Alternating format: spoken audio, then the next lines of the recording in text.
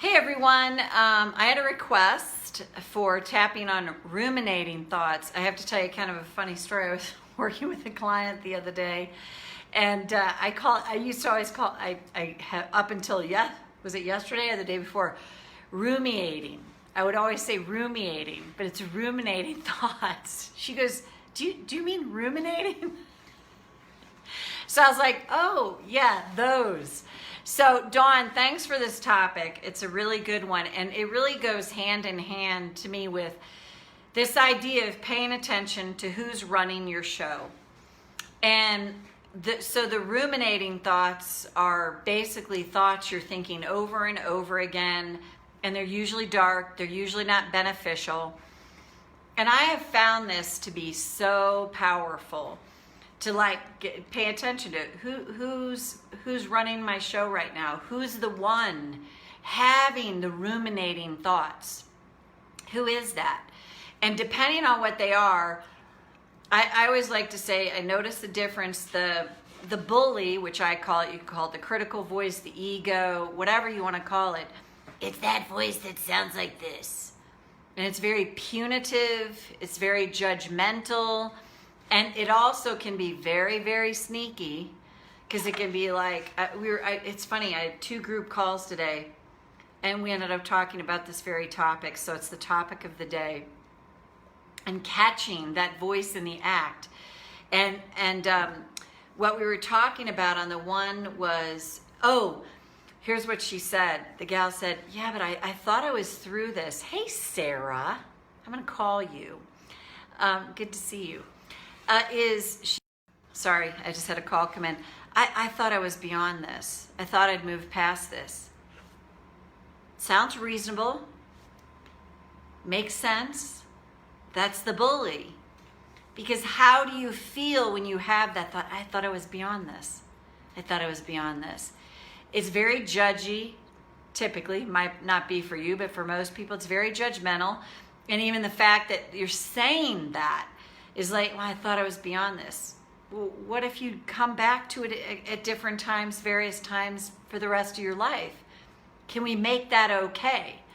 So the ruminating thoughts are, here's from let's talk from a cell biology neuroscience standpoint. Every thought you think, if it emits 50 to 70,000 neurochemicals. So the more you're thinking a thought, the more you're programming your cells for more thoughts like that. So of course we have ruminating thoughts. Of course we do. And can we make that okay? But what we do is we judge ourselves for these thoughts. See, I can't get over these thoughts.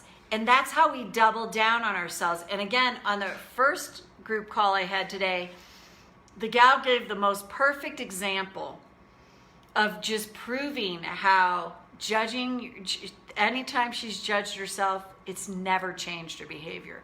In fact, it's made it worse. And then I was comparing it to this idea of forbidden emotions. You know, emotions that we tell ourselves aren't okay to feel. And feelings aren't buried dead, they're buried alive. So the more we're judging ourselves for something, I'm having all these ruminating thoughts, the more we're pushing down on ourselves.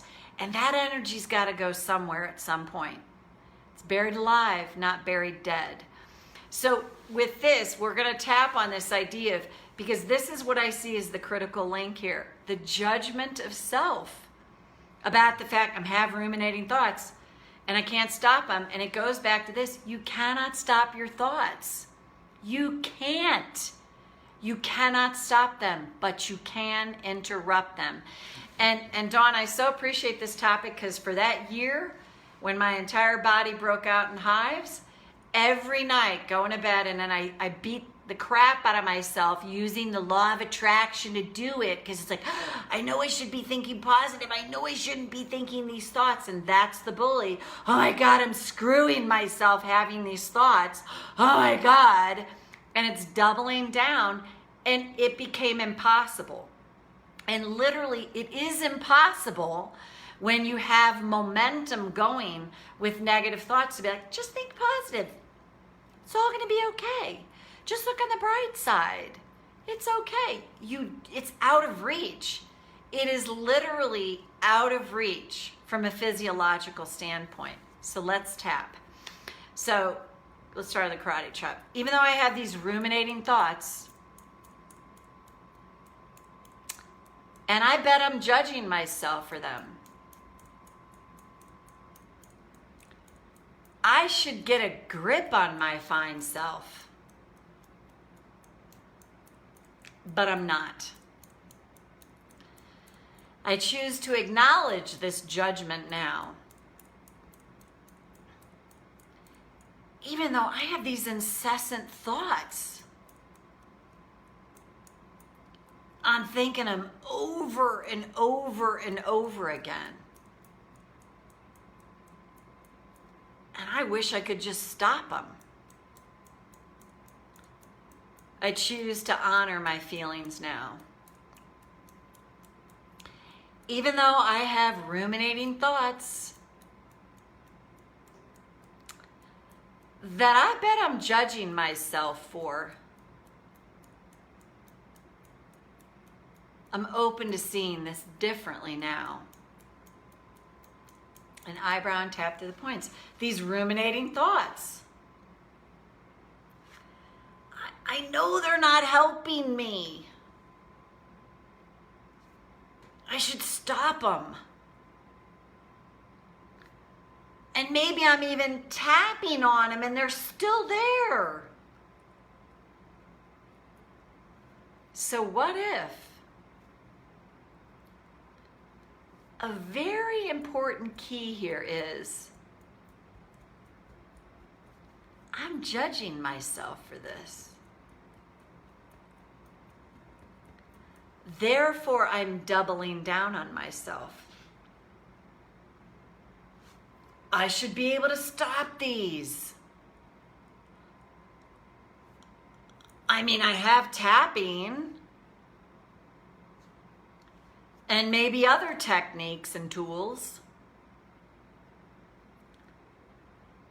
but they're still here. These ruminating thoughts. And what if that's okay? If I could stop them, I would. But I bet I'm telling myself that I should be able to stop these. And who is that telling me? I should be able to stop these ruminating thoughts. Sounds kind of reasonable, but I feel bad when I can't. So what if that's a sneaky way the bully in my brain is getting to me? I should stop these thoughts. I would if I could. And what if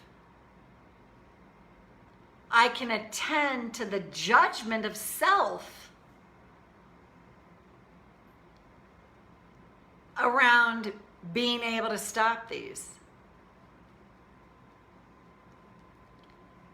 And what if by attending to this judgment, the thoughts soften a bit? And what if I can remind myself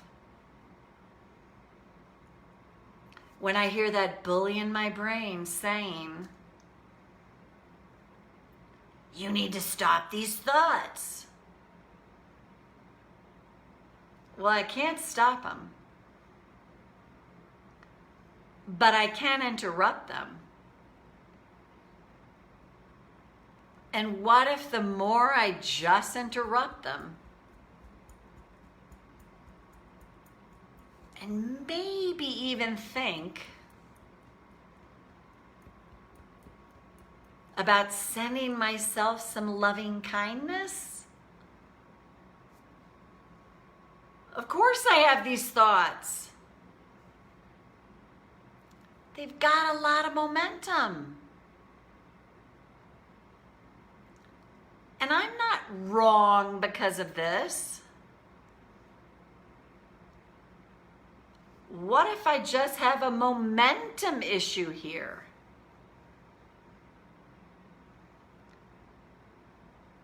And what if I can keep reminding myself, I don't have to stop them, but I can keep interrupting them when I catch them. And what if that makes a huge difference? And over time, I start to notice these thoughts don't have quite a grip on me. They're not as potent. Oh my God, a hopeful thought snuck in. And what if that's all evidence that as I keep interrupting these thoughts, when I notice them, it's evidence that my physiology is changing. The more I notice, they're less intense and maybe even a little less dominant. And a hopeful thought sneaks in here and there. And what if that's the journey to releasing more and more of these ruminating thoughts? And take a breath. So again, what I always find, it's the judgment of self, like, oh, you know, I've had these before, I thought I was over it, they're back again. Well, of course, what if that's okay? It's okay they're back again, it's okay they're there, of course they are. I've been practicing these thoughts, but we get down on ourselves like, oh my God, I should have nipped it in the bud, now I'm back into negative thinking or ruminating thoughts. And it's like, the first is just to notice the judgment. You can tap through that. And to me, the best reminder is I can't stop these thoughts, but I can interrupt them. I cannot tell you the relief that brought me. So Dawn, thanks for the topic. And I know there's one other, and I have time right now, so I'm going to hop back on here shortly and do another one. All right, take good care. See you back here shortly if you want to join me again. Bye.